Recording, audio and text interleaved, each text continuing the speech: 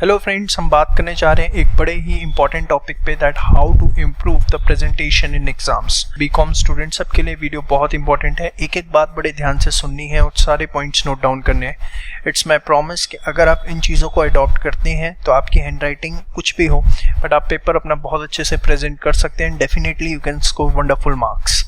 देखिए, सबसे पहले आप ये चीज़ समझिए, प्रेजेंटेशन में और हैंड राइटिंग में बहुत ज़्यादा डिफरेंस होता है।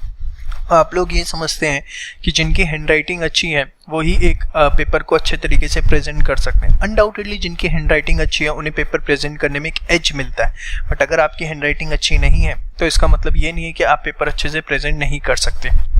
आपको कुछ बातों का ध्यान रखना है। अगर आप इन बातों का ध्यान रखते हैं तो डेफिनेटली आप बहुत अच्छे तरीके से अपने पेपर्स को प्रेजेंट कर सकते हैं और अपने marks as per expected marks score कर सकते हैं। सबसे पहले आप यहाँ पर एक बात समझिए। देखिए, कोई भी एग्जामिनर चेकर आपका पेपर चेक कर रहा है, उसके पास बहुत ही ज़्यादा लिमिटेड टाइम होता है पेपर चेक करने के लिए। आपने एक 100 नंबर का पेपर सॉल्व किया, एज ए एग्जामिनर मैं उस पेपर को हार्डली 2 मिनट के अंदर चेक कर लूँगा। मेरे कोई उस पेपर से इमोशंस नहीं जुड़े हुए, लेकिन आपके उस पेपर के साथ इमोशन जुड़े हुए। आपने पूरे साल मेहनत किया, पूरे सेमेस्टर मेहनत किया, उसके पास जाके आपने उस पेपर को सॉल्व किया है, एंड अनडाउटेडली उसमें जो भी कंटेंट है वो आपका करियर भी डिसाइड करेगा।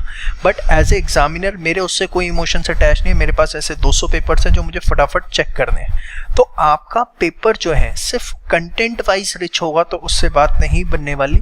प्रेजेंटेशन वाइज भी वो बहुत अच्छा होना चाहिए, रिच होना चाहिए कि टीचर एकदम देखे और अपने आप उसका हाथ चले, वो फटाफट नंबर देना स्टार्ट कर दे। वो 2 मिनट का गेम होता है जिसके अंदर आपके 20 से 25 नंबर सिर्फ और सिर्फ प्रेजेंटेशन की वजह से इफेक्ट होते हैं। तो सर कौन कौन सी बातों का हमें ध्यान रखना चाहिए, आइए ध्यान से सुनिए। देखिए बेटा, सबसे पहली चीज जब बात आती है किसी भी पेपर की, चाहे वो थ्योरी हो प्रैक्टिकल, मैं कुछ कॉमन बातें बताऊंगा। एक जो आप आंसर नंबर लिखते हो, मैं देखता हूँ बच्चों की आदत होती है आंसर नंबर साइड में लिखने की, और हमें इसे शुरू से सिखाया भी जाता है कि आंसर नंबर आपको हमेशा साइड में लिखना है। बट बेटा, मैं आपको हमेशा एडवाइस करूंगा कि आप आंसर नंबर साइड में ना लिख के हमेशा आंसर नंबर मिड में लिखो। आंसर नंबर 1 ऐसे आप उसे हाईलाइट करो कि ये मेरा आंसर, और जो भी आपका आंसर है आप उसको लिखिए, वट एवर इट इज। ये लाइनें थोड़ी ना डाल के आओगे, मतलब जो भी आपका आंसर है आपने वो स्टेटमेंट लिखी। उसके बाद आपने क्या किया, 1 लाइन छोड़ी या 2 लाइन छोड़ी, आंसर नंबर 2 आपको लिखना है, आप लिखे आंसर नंबर 2। इससे क्या होता है, एक जो हमारी कॉमन कंप्लेन होती है कि मैम ये आंसर चेक नहीं हुआ, वो आंसर चेक नहीं हुआ। प्रॉब्लम समझो आप, एज ए एग्जामिनर मुझे इतने सारे पेपर चेक करने हैं, फटाफट मैं चेक कर रहा हूँ। कई बार क्या होता है, 2 आंसर्स इतने मिलते जुलते होते हैं ऊपर नीचे वाले।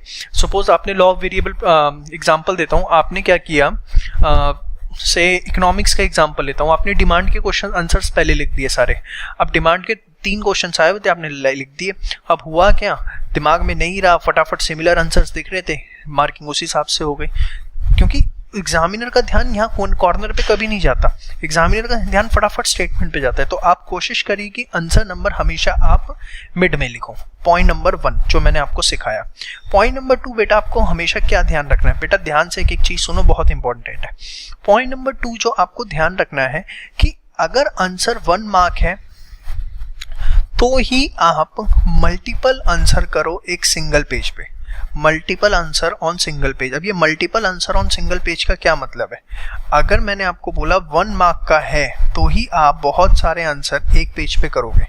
जैसे आपने लिखा आंसर नंबर 1, ठीक है, फिर आपने लिखा आंसर नंबर 2, बट ये एक ही पेज शीट पे आप तभी करोगे जब आपके पास ये सारे 1-1 मार्क के। अगर आपका क्वेश्चन 3 मार्क का है, 4 मार्क का है, 5 मार्क का है, 6 मार्क का है, आप every answer you will start from a separate page. Every answer आप एक सेपरेट पेज से स्टार्ट करोगे। अब ये क्या सर समझ में नहीं आया, ध्यान से देखो बेटा। सपोज आपके पास आंसर नंबर 6 आया जो कि 3 मार्क्स का है, ये आपके पास पूरी शीट है, आपने लिखा, आपने कहा सर मेरा तो इतना पेज भरा और ये जो पेज है वो मेरा ब्लैंक रह गया, ठीक है। आप क्या करते हो, यहीं पर आंसर नंबर 7 लिखना स्टार्ट कर देते हो। गलत नहीं है, देखो मैं बात कर रहा हूँ हाउ टू इम्प्रूव। मैं ये नहीं कह रहा कि आपके तरीके गलत है, मैं उसको इम्प्रूव करने की बात कर रहा हूँ कि जो हमारे सेंटीमेंट जुड़े हुए हैं वो जल्दीबाजी में कहीं सेंटीमेंट टूट ना जाए। अब मैं आपको कुछ इसके टिप्स दे रहा हूँ, ध्यान से सुनिए। अब आपका आंसर नंबर 6 आया, ये पेज खाली रह गया, लीव इट यार, नेक्स्ट पेज से आप आंसर नंबर 7 स्टार्ट करो। अब बच्चों को लगता है कि सामने वाले एग्जामिनर को ये लगेगा कि मुझे आता नहीं था। ऐसा कुछ भी नहीं है। अगर आपने पूरा एक पेपर का पैटर्न सेट किया हुआ है कि एक एक नंबर वाले आंसर्स जो हैं वो मुझे क्या बोलते हैं 3 से 4 आंसर एक पेज पे लिखे, पर जिसके अलावा जितने वो सारे सेपरेट पेज पे, तो वो बेटर है। वाई सो? देखो होता क्या है, अब सपोज मैंने यहाँ पर पूरा आंसर लिखा। अब आंसर लिखने के बाद टीचर ने इसे करेक्ट किया। टीचर कभी भी लेंथ देख के मार्क्स नहीं देते हैं, मैं आपको ये बात बता दूं, कंटेंट देख के आपको मार्क्स दिए जाते हैं। अब यहाँ पर आपको से 3 मार्क्स का आंसर था, टीचर को आपने एटलीस्ट स्पेस प्रोवाइड किया कि आप 3 मार्क्स प्रोवाइड करो। अब होता क्या है, अगर आप यहीं पे आंसर नंबर 7 लिखते हो, जरा समझना, आपने आंसर नंबर 7 यहाँ लिखा, तो टीचर क्या करेगा, 3 नंबर इसके ऊपर लिखेगा कि 3 नंबर दिए, ठीक है। अब 3 इसके ऊपर दिए टेक्स्ट, और यहाँ पे आपका क्या लिखा हुआ है, टेक्स्ट लिखा हुआ है, टेक्स्ट के ऊपर मार्क्स दिए। इससे प्रॉब्लम आती है टोटलिंग के अंदर। जब आपका पेपर टोटलिंग हो रही होती है ना, तो कई बार क्या होता है, जब टेक्स्ट के ऊपर मार्क्स दिए होते हैं तो वो अगर एकदम, वैसे तो टीचर्स को एडवाइस किया जाता है रेड पेन से ही चेक करना, और रेड पेन से ही चेक करते हैं, बट कई बार आपका पेन अगर एक्स्ट्रा ऑर्डिनरी डार्क है, अब ब्लू भी लाइट है, डार्क ब्लू है, पता नहीं आप कैसे लिख रहे हो, जेल पेन से लिख रहे हो, इंक वाले पेन से लिख रहे हो, तो कई बार वो रिफ्लेक्ट नहीं होता, जिसकी वजह से टोटलिंग के अंदर कई बार आपके मार्क्स कंसिडर नहीं होते हैं।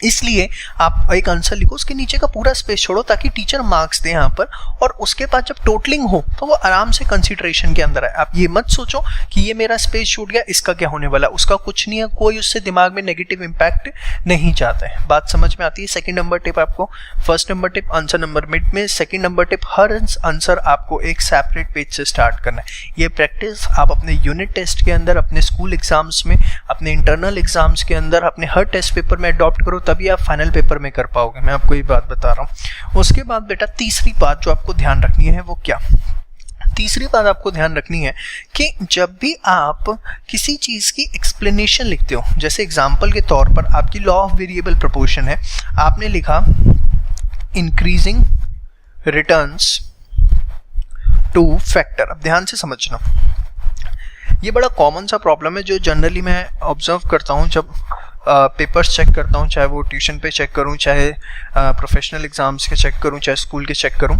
इंक्रीजिंग रिटर्न्स टू फैक्टर होता क्या है, आपने ये पॉइंट लिखा, आप एक्सप्लेनेशन यहीं से लिखना शुरू कर देते हो, यहीं से आपकी एक्सप्लेनेशन लिखना स्टार्ट होता ही नहीं होता। मैक्सिमम बच्चे यही करते हैं कि इसी के आगे से अपनी एक्सप्लेनेशन लिखना स्टार्ट कर देते हैं। मैं अगेन कहूँगा कि आप बिल्कुल गलत नहीं करते हो। मेरी वीडियो इस बात पर है कि कैसे हम अपनी प्रेजेंटेशन स्किल्स को इम्प्रूव करें। देखिए, अब सपोज इसकी एक्सप्लेनेशन के अंदर आपने 2 पॉइंट लिखे, ठीक है।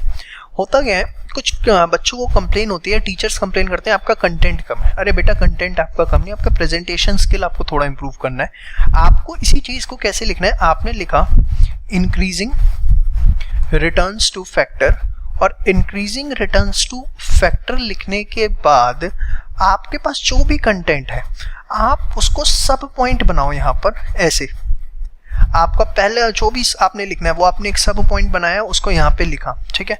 फिर नेक्स्ट उसमें जो भी आपका सब पॉइंट है वो आपने लिखा। इससे होगा क्या, वही लिमिटेड कंटेंट एक एक्सपेंडेबल फॉर्म में आएगा, रीडेबल फॉर्म में आएगा, टीचर को लगेगा आपको आता है। वही चीज़ जब आप एक नैरो करके क्यों लिख रहे हो, जब आपको सब कुछ आता है तो उसे नैरो करके लिखने की जरूरत नहीं है।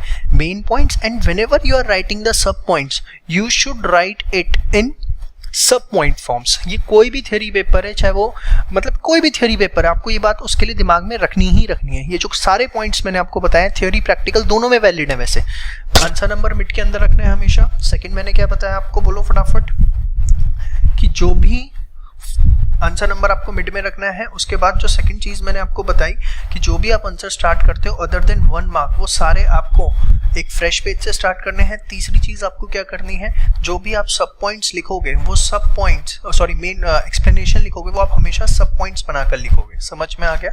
इसके बाद जो मैं आपको चौथी बात यहाँ पर सिखाना चाहूँगा, ये 3 बात तो आपके हर थ्योरी और प्रैक्टिकल पेपर के लिए बड़ी कॉमन सी हो जाती है, ठीक है। चौथी बात जो इसके अंदर आपको ध्यान रखनी है वो ये, किसी भी आंसर के जो भी मेन पॉइंट्स हैं उसको आप हमेशा हाईलाइट करो। कोई भी आपने थ्योरी क्वेश्चन लिखा या कोई प्रैक्टिकल क्वेश्चन आपने सॉल्व किया, तो जो भी उसमें आपको लगता है कि मेन चीज़ है, जैसे आपका प्रैक्टिकल क्वेश्चन है, उसका आपका जो भी फाइनल आंसर आया उसको आप हमेशा ऐसे बॉक्स में पैक करके दिखाओ। जो भी आप फॉर्मूले लिख रहे हो जिसकी बेसिस पे वो क्वेश्चन सॉल्व हो रहा है, से आपने वर्किंग कैपिटल का ही फॉर्मूला लिखा, वर्किंग कैपिटल, तो वर्किंग कैपिटल जो है आपने उसका पूरा फॉर्मूला लिखना है कि it is current asset minus current liability. अब आपने जब ये पूरा फॉर्मूला लिख लिया current asset minus current liability, इसके अंदर भी आपको इसे पूरा ऐसे करो, हाईलाइट करो सारी मेन चीजें जिसके बेसिस पे। इससे क्या होता है, की पॉइंट्स जब हाईलाइट आप करते हो आपका पेपर फटाफट स्मूथ वे में और पूरे मार्क्स इंश्योर करता है। कई बार क्या होता है, कुछ मेन चीजें जो टीचर ढूंढ रहा होता है आपने उसको इतना बीच में घुसाकर लिखा होता है। आप सबसे बड़ी प्रॉब्लम क्या होती है मैं आपको बताता हूँ, जो आपका मेन कंटेंट होता है ना, वो मेन कंटेंट हमेशा आखिरी की लाइनों में होता है, जबकि मेन कंटेंट जो है वो हमेशा शुरू की लाइनों स्टार्टिंग में एकदम हाईलाइटेड होना चाहिए, या चलो आप आगे पीछे लिखते भी हो एटलीस्ट हाईलाइटेड, ताकि टीचर का सीधे उसके ऊपर फोकस जाए। अब सपोज टीचर जल्दीबाजी में पेपर चेक कर रहा है, उसने शुरुआत की 4 लाइनें पढ़ी, एंड की 4 लाइनें पढ़ी, उसमें आपका मेन कंटेंट था नहीं। अब हुआ क्या, नुकसान तो आपका हुआ ना, बीच की लाइनों में आपने मेन कंटेंट डाल रखा था, टीचर का नजर नहीं गया, ध्यान नहीं गया। तो you should highlight the main point, जिसके बेसिस पे आपको लगता है कि आपको मार्क्स मिलने वाले हैं।